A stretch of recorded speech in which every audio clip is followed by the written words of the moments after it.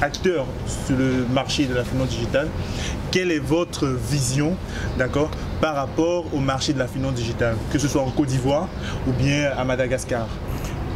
Au niveau de la Côte d'Ivoire, il y a énormément de mesures qui ont été prises pour essayer d'encourager l'inclusion financière des populations à faible revenu ou en marge du système bancaire traditionnel, classique.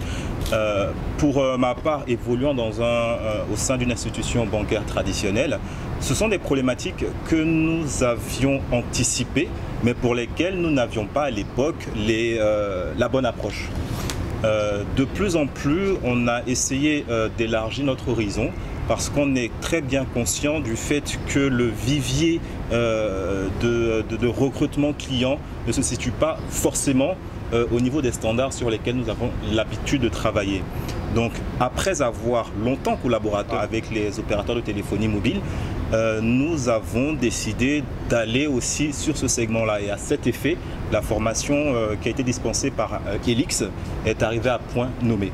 Face à la concurrence vraiment qui devient de plus en plus dure à Madagascar, et aussi les clients, même s'ils sont des ruraux, ils deviennent de plus en plus exigeants.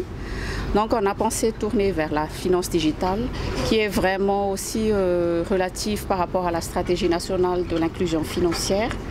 Donc pour nous, en tant qu'institution de microfinance, c'est vraiment un chemin à prendre pour assurer la viabilité de l'institution et de pouvoir accompagner et répondre et aussi être à proximité de nos clients. Il faut voir de l'autre côté toutes les contraintes relatives à l'implémentation du service.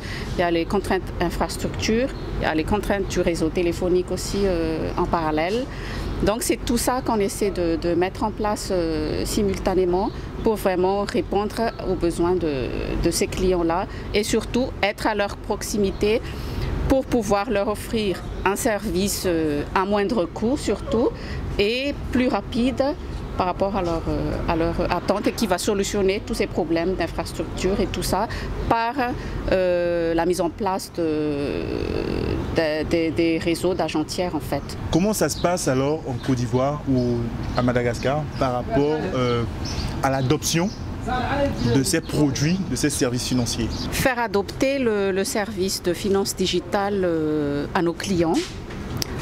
C'est vrai que depuis la création de SECAM, nous nous sommes tournés, les axes de communication de SECAM se sont tournés vers les paysans. Maintenant, il faut cibler ces paysans-là pour le nouveau produit de service de finance digitale.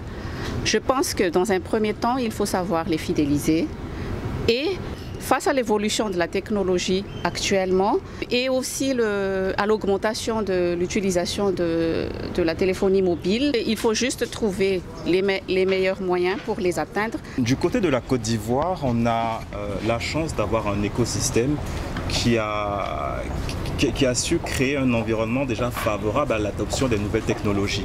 Il faut savoir que le taux de pénétration de la téléphonie mobile en Côte d'Ivoire avoisine les 110%. Donc il y a déjà un très bon taux d'adaptation déjà des populations, quelles qu'elles soient, face à ces nouvelles technologies-là. On a par exemple l'essor très prépondérant des services digitaux et financiers, quand on parle par exemple des porte-monnaies électroniques, qui ont été vulgarisés par l'ensemble des opérateurs de téléphonie mobile. Alors aujourd'hui, permettre à ces populations-là qui utilisent ces services-là de façon primaire pour des opérations d'envoi et de réception de monnaie, nous permet aujourd'hui de pouvoir monter en gamme en rajoutant des services à valeur ajoutée. Comme disait mon ami de Madagascar, ces populations-là sont devenues très exigeantes. Et je pense que leur niveau d'exigence impose aux acteurs du système financier de pouvoir avoir une vision consumer-centric. Aujourd'hui, il ne suffit plus de créer des produits qui sied à l'établissement financier, mais ces produits-là doivent être conçus pour répondre à de réelles attentes et à des réels besoins des populations. Il y a eu quand même quelques réticences à comprendre et à développer un modèle économique gagnant-gagnant. Je pense que aussi bien les banques primaires, comme elle le disait à l'instant, les opérateurs de téléphonie mobile, les institutions de microfinance ont su capter ces besoins-là et proposer des services adaptés. Je pense qu'à mesure que le cadre juridique va s'installer, je pense qu'on montera en puissance.